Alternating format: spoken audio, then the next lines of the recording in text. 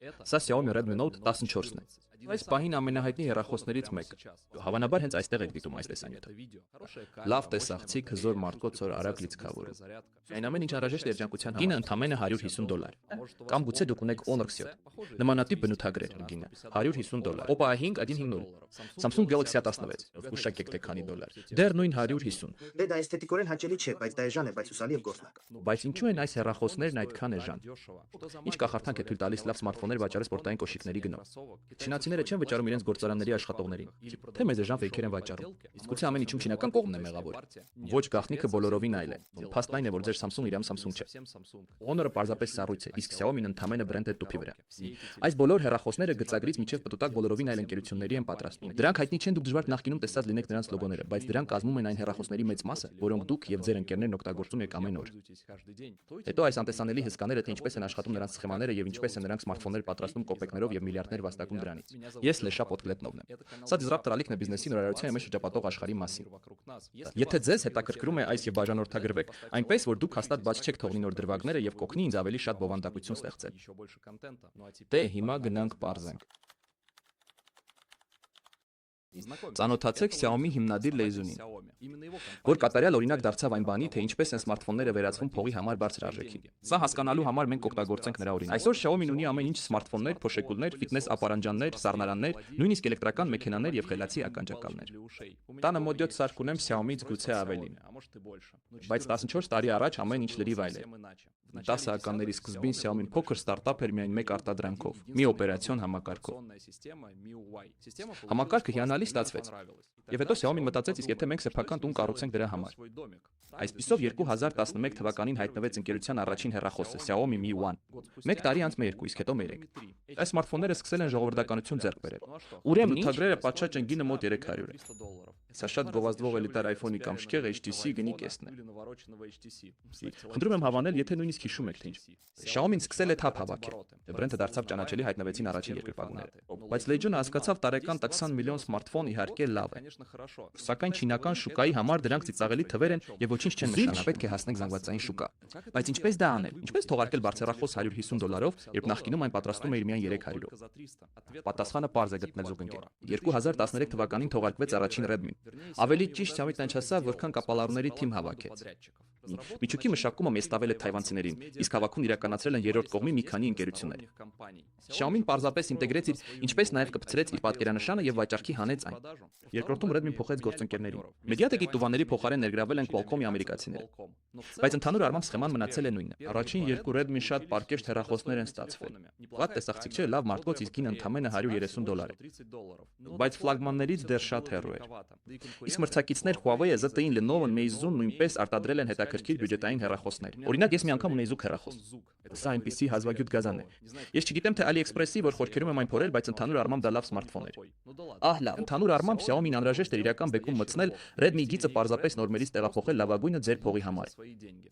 Եվ նրանք դա արեցին։ Եվ հետո ուշադրություն, որպեսզի հասկանաք, թե ինչպես են նրանք դա արել, դուք պետք է հասկանաք, թե ընդհանրապես ինչպես են ստեղծվում բոլոր ժամանակակից գadget-ները։ Պատկերացրեք, թե ինչ եք ուզում պատրաստել ձեր սմարթֆոնը, կամ power bank, կամ ռոբոտ փոշեկուլ։ Ընդհանուր առմամբ ցանկացած որտեղից սկսել։ Կառուցեք գործարան, վարձեք ինժեներներ, գրեք տեխնիկական բնութագրերը չինարենով։ Միշտ ապեք ամեն ինչ վաղուց մտածված է ձեզ համար։ Այսօր կա ուղիղ 3 սխեմա, ըստ որի ստեղծվում են աշխարհի գրեթե բոլոր գadget-ները։ Առաջին սխեման կոչվում է Original Equipment Manufacturer կամ OEM։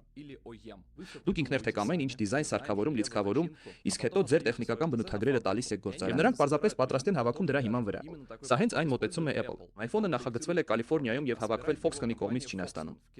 Ամեն ինչ խիստ պլանի համաձայն է։ Օմները նախագծողներ են, բայց ոչ ճարտարապետներ։ Իսկ եթե ընդհակառակը դուք ունեք ձեր սեփական գործարանը, բայց չունեք ձեր սեփական հետազոտությունը, այնուհետև գնացեք անկախ մշակողների։ Նման ընկերությունները կոչվում են Independent Design House կրճատ IDH։ Ամեն ինչ կմտածեն, գծագրեր կընկարեն, տեխնիկական բնութագրերը կհավաքեն ու կտան քեզ։ Եվ հետո դուք կամ ինքներ պատրաստում եք այն, կամ գնում եք նրանց գծագրերի հետ ինչ-որ OEM-ի մոտ։ Հենց այսպես են ստեղծվել Amazon Kindle ընթերցողը, Amazon Alexa խոսնակը կամ մեր Yandex Station։ Բայց ինչ եթե չունես գործարան, թիմ գաղափարներ, այլ միայն փող ու հավակնություններ։ Այնուհետև ձեզ անհրաժեշտ են հիմնական արտադրողներ կրճատ ODM։ Ուղղակի գալիս ես իրենց մոտ ու ասում տղերք մեզ $150 սմարթֆոն սարքեք, երկրորդ տեսասախցիկով ատրճանակով մարտկոցներով թոնրի դիզայնը ցանկալի կլիներ։ Ես լուծում եմ հեշը, բայց ցույցը մոտավորապես այսպեսին։ Օդոմն պատասխանում է խնդիր չկա 6 ամսից կլինի, հետո ամեն ինչ կանի։ Թուրինում նախագծում հավաքում եւ փաթեթավորում։ Ձեզ մնում է միայն կպչել տարբերանշանի վրա եւ այն վաճառքի հանել։ Վերջին երրորդ սխեմայով է, որ աշխատում են Xiaomi, Honor, Tecno եւ մի շարք այլ բրենդներ։ Նույնիսկ Samsung-ը չէ կոդեմով է նայում։ Չինաստանում կան 3 ընկերություններ, որոնց դուք գրեթե չգիտեք՝ Wingtech, Huakin եւ Longcheer։ Նրանք հետ են մնում մոլորակի յուրաքանչյուր երրորդ սմարթֆոնից։ Այո, դուք ճիշտ եք լսել։ Նրանցից յուրաքանչյուրը վերահսկում է 20-25 գլոբալ ODM հեռախոսների հավաքներ։ Եվ ոչ միայն հեռախոսներ։ Դուք ոչ միտեղ չեք գտնի նրանց լոգոները։ Ոչ տուփերում, ոչ գովազդում, ոչ հեռախոսի համակարգի կարգավորումներում։ Բայց սրանք այն ընկերություններն են, որոնք հավաքում են բյուջետային սմարթֆոնները, որոնք այսօր միլիոնավոր մարդկանց գրպանում են։ Վերադառնանք Xiaomi-ին։ 2019-ը ցանկանում է ոչ միայն թողարկել եւս մեկ Redmi, այլ նկարահանել, սարքել հեռախոս, որը կպատառոտի բոլորին։ Գեղեցիկ, հզոր, էժան զանգվածային։ Ինչ է նա անում։ Դուք պարզապես գնում եք, պատվիրում եք նրանցից բանտապահ սմարթֆոն առաջին պիքսելից մինչև վերջին պտուտակը։ Այդ ժամանակ Wingtech-ն արդեն բավականին լուրջ խաղացող էր։ Մենք պատվերներ ունենք Meiից, Zulinovից եւ չինական այլ խոշոր ընկերություններից։ Ընդհանրապես հարգելի տղաներ են փորձառու թիմով։ 6 ամսից Redmi Note 3-ը կհայտնվի շուկա։ Եվ սա բոլորովին այլ մակարդակ էր։ Մետաղական կորպուս, մատնայիդ քիսքաներ, 400 մաժին մարտկոց բարելաված էկրան գրեթե ֆլագմանի զգացողություն ունի։ Ինչ վերաբերում։ Այո, դեռ նույն $140։ Ես մեծ գին ավելի էժան պարզապես անվճար սա դարի գործակն է։ Իրականում ես ավելի շուտ կպայեմ ինձ համար։ Redmi Note 3 արագորեն հիթ դարձավ Չինաստանում եւ Հնդկաստանում։ Xiaomi-ն վերջապես տեղ է գրավել համար նախատեսված տեղը։ Իսկ կուլիսներում Wingtech-ն էր։ Նա էր ով մշակեց հեռախոսը, ընտրեց բաղադրիչները, կառուցեց մատակարարման շղթան, արտադրեց ամեն ինչ եւ այն ուղարկեց Legion վաճառքի։ Սպասեք, ուրեմն դուք ասում եք հեռախոսը, որը հորինել է Wingtech-ը, նախագծվել է Wingtech-ի կողմից եւ հավաքվել Wingtech-ի կողմից։ Դե այո, այդ ամենը ճիշտ եւ ոչ միայն Redmi, Poco եւ մի շարք այլ բյուջետային մոդելներ հավաքվում են նույն սխեմայով։ Ավելին Xiaomi-ն միակը չի այդքան խելացի։ Namus-ը նույնն է անում։ Նշեք Infinix-ում։ Realme-ը նույն որոշ մոդելներ Oppo-ից, Motorola-ից եւ նույնիսկ Samsung-ից են։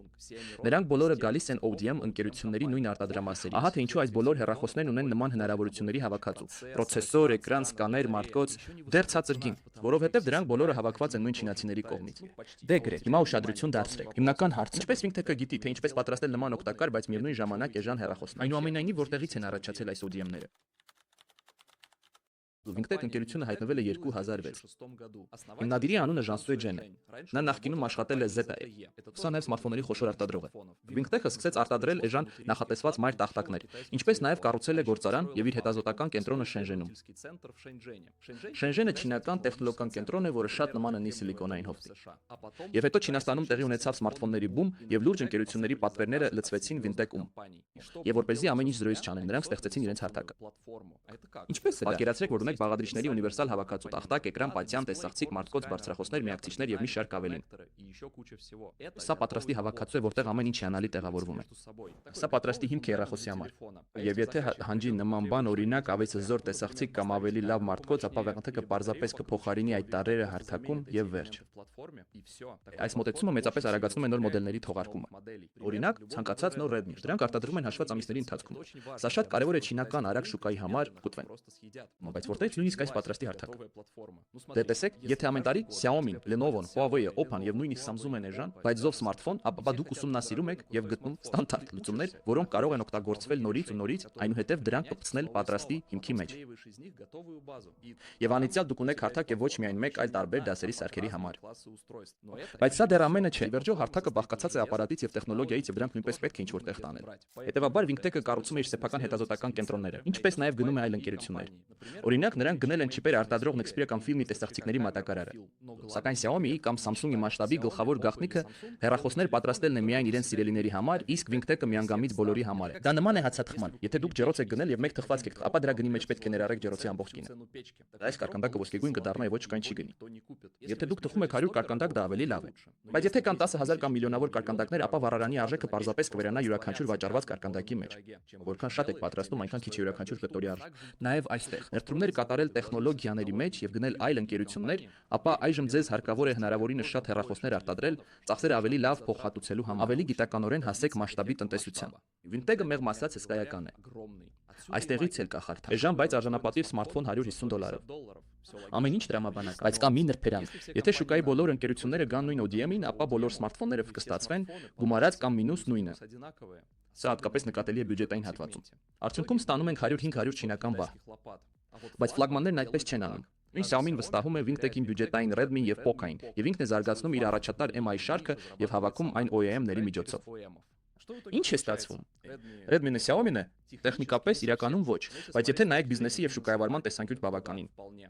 Անձամբ ես կարծում եմ, որ Xiaomi-ի հետ այս սխեման գերազանց է։ Այո, բոլոր հեռախոսները նման են, բայց դուք ստանում եք ազնիվ սմարթֆոն ցածր գնով։ Էլ ինչ է պետք $150 խողովակից։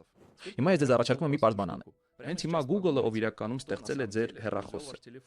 եւ գրեք մեկնաբանություններում, եկեք հաշվենք, թե որևէ կլինի ամենաթեժը։ Եվ եթե դուք ունեք բարձրակարգ դրոշակակիր առանց որևէ մատների տեխնոլոգիայի, ապա նույնիսկ ավելին գրեք, մենք նույնպես հաշվարկներ կանենք, անպայման հավանեք եւ բաժանորդագրվեք։